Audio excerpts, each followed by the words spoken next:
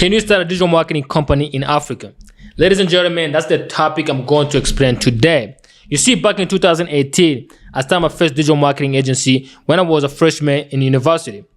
Back then, digital marketing space was a blue ocean. You can get clients faster, you can charge the highest money, and you can have faster growth. But now, in the United States, it looks very hard to start a digital marketing agency because the market is oversaturated, clients are paying less, and it's hard to get clients. So in this video, I'm going to explain to you, I'm going to give you the full blueprint on how to create your own digital marketing agency, but this is going to be in Africa. The reason why I'm saying Africa is because Africa is still a blue ocean. Africa is like United States back in 2016, 2017, 2018.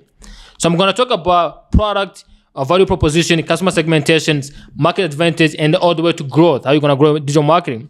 So for example, product. It's very important that you choose the right service to provide to your customers. Digital marketing space is so big. There's so many different categories like social media management, paid ads, email marketing, content marketing, UGC, API, influence, and more and more. So in this category, you want to make sure you choose something you're familiar with. Don't do something you don't understand. First, get education and start with one product. I made the same mistake back when I started, and it was a very horrible and a painful mistake. So number two is value proposition. This is the most important thing you're going to have to do when you're starting your digital marketing agency. Basically, value proposition means what does your clients get out of your service? So you have to make sure your clients is benefiting as they're paying you. So I'm going to give you an example. For example, new customers, brand awareness, increased revenue, as well as customer engagement.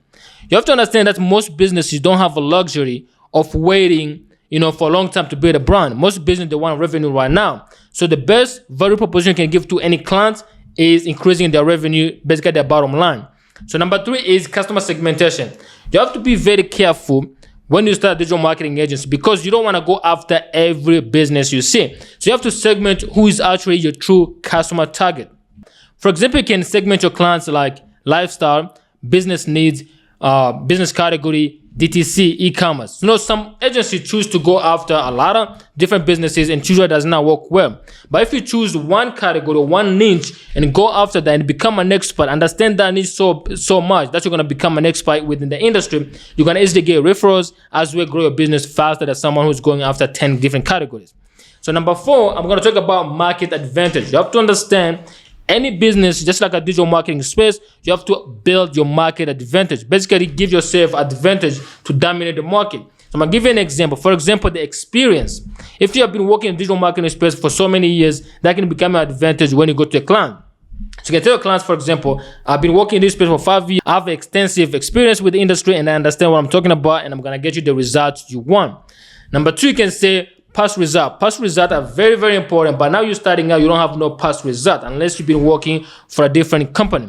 Then you can say about first mover in a market. This is very important, especially if you're in Africa, because if you're in different countries like Kenya or other countries, you may have the first mover advantage, means you're the first in the market to offer the service. And the last one is a networking. If you have a network, for example, let's say, for example, you have a family of doctors, lawyers, and other business owners. If you start a digital marketing agency, it's going to be much easier getting clients because you already know people who need the service. Now let's talk about customer relationship. As a digital marketing agency, what is the relationship between you and your customer? Are you an employee? Are you an employee? Are you a contractor? Are you a freelancer? What's your relationship with your customer? You have to identify that. Every time you send a customer, you got to make sure that is clarified as we get a contract. So there's a few ways you can do it. There's a contractor, there's an employee, there's a getting paid per service, and that's why there's a freelancer. So you have to make sure you decide which way you're going to have a relationship with your customers. So the next step is a key activities. You have to determine what does your digital marketing agency does day-to-day basis. This is what you call, what actually you do. So for example, it can be like ads, marketing, branding, consultants, copywriter, So that's the work you do day-to-day in your agency. You know what I'm saying? So now the last one, this is very important. This actually use this technique when I started before to grow my business very, very fast than the competition can do it. Is it partners? You have to understand nobody succeed alone. If you are starting a digital marketing agency, I want you to go down and list your potential partners. So for digital marketing agency, the potential partner can be something like a web design agency, can be like other agency, maybe a provider social media management, and there's an agency which is providing a paid ad. So you can actually partner with them. They can refer clients to you. You can refer clients to them. Then the one is local accountant. Every business has to go to the accountant at the end of the year to do the taxes. So you have to understand You have to go to those local accountant and have a deal with them like, hey, I can refer you my clients to you, and that's why you can refer your clients to me when they come over there. And the last one is business community. There's always a business club everywhere. You know what I'm saying? You have to find out and then become a member of those business community. You can actually be able to network with the business owners as well as sign your clients faster. This is actually one of the principles of growth hack. You know what I mean? You can grow your business without spending a lot of money in terms of like customer acquisition. Now I'm going to tell you about the channel, right? You know, the hardest thing to do in the digital marketing space is acquiring new customers. And most digital marketing agencies, they fail because they cannot acquire customer fast enough to sustain their expenses. So that's why you have to understand what is your channel of acquiring customers. You have to always think harder when it comes to acquiring and signing new customers. So number one is your network. You can use, for example, your mom may know somebody or somebody who has a business, they may be looking for your service. Use first your network to get your first 5 clients. You know what I'm saying? Once you get your first 5 clients, you're going to be sustainable enough to actually be able to wait to get the bigger clients after. Number 2 is referrals.